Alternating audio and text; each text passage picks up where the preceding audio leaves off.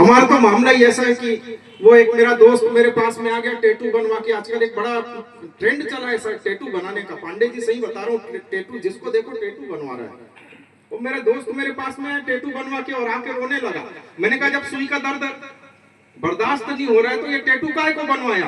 बोले दर्द के मारे नहीं रो रहा हूँ। मैंने कहा फिर काहे के लिए रो रहा है? बोले मैंने अपनी गर्लफ्रेंड का नाम लिखवाया था, उसका नाम था कामिनी, साले ने स्पेलिंग मिस्टेक कर दी, कमीनी लिख दिया। आदमी की परेशानी अलग होती है सर, समझ में नहीं आता कि आदमी किस परेशानी में चलता रहता है। हंसी कहीं से भी निकल के आ जाती है। थोड़ी देर के लिए आपको फिर से जागरूक करने का प्रयास करता हूँ, क्योंकि एक हास्य के विशेष कवि को हमको सुनना है।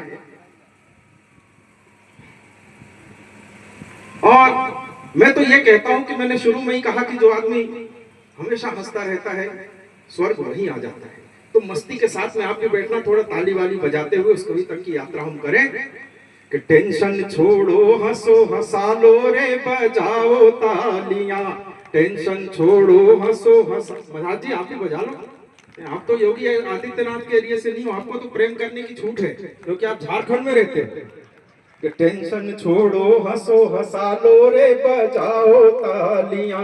अब देखना हंसी कहां से निकल के आती है कि महाकुंभ में न्यूज मीडिया का बस दो ही किस्सा, महाकुंभ में न्यूज मीडिया का बस दो ही किस्सा।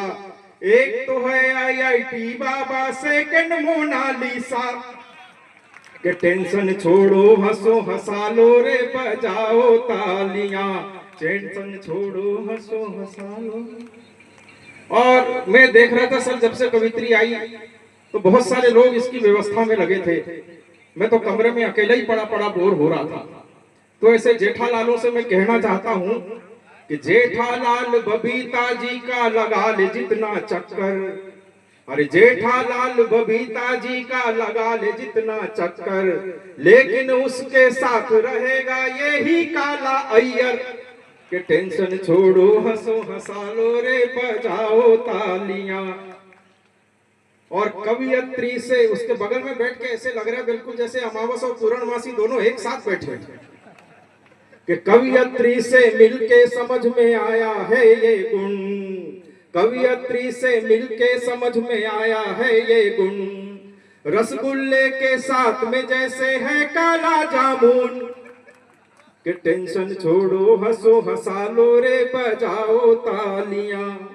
और होली पे एक होली न्यूज चलती है सर, तो होली पे एक मामला हो गया और उसके पहले दिल्ली की हालत आप लोगों ने देखी कि झाड़ू का वादा था यमुना को कर देंगे साफ, झाड़ू का वादा था यमुना को कर देंगे साफ, यमुना जी का श्राप लगा तो झाड़ू हो गई साफ। कि टेंशन छोड़ो हंसो हंसा लो रे बजाओ ताली। और होली न्यूज में मोदी जी ने चैलेंज नहीं लगा दी, होली न्यूज में मोदी जी ने चैलेंज नहीं लगा दी। दूसरी लाइन में मजा आ जाए तो एक बार तालियों की ऊर्जा देना, उस कवि तक के हमको पहुंचना है। कि होली न्यूज में मोदी जी ने चैलेंज नहीं लगा दी, हिम्मत है तो शादी करके दिखा दे राहुल गांधी। कि टेंशन छोड़ो हंसो हंसाओ रे बजाओ तालियां। और अब बिना किसी भूमिका के मैं उस हास्य के हिमालय को तालियों की गड़गड़ाहट के नाम को ठहाकों के उस बादशाह को आवाज देना चाहता हूं।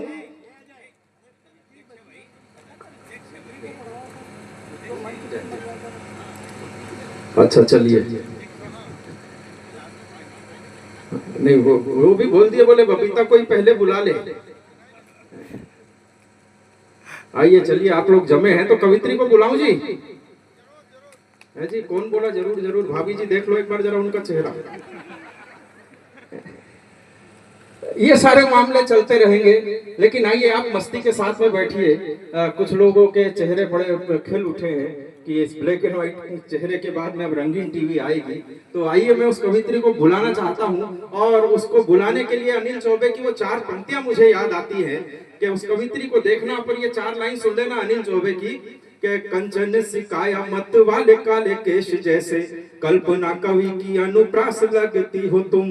करो वाह, हाँ ऐसे सन्नाटे में मत बैठो, वाह वाह करते रहना। बाबा रामदेव भी कहते हैं कि कुछ करोगे तो ही होगा, तो एक बार फिर से करो वाह।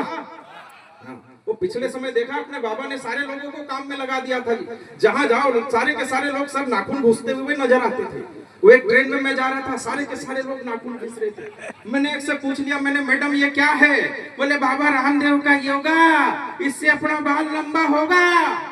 मैंने कहा यार बाबा बड़ी कमाल की चीज है, घिसो नाखून और निकले बाल।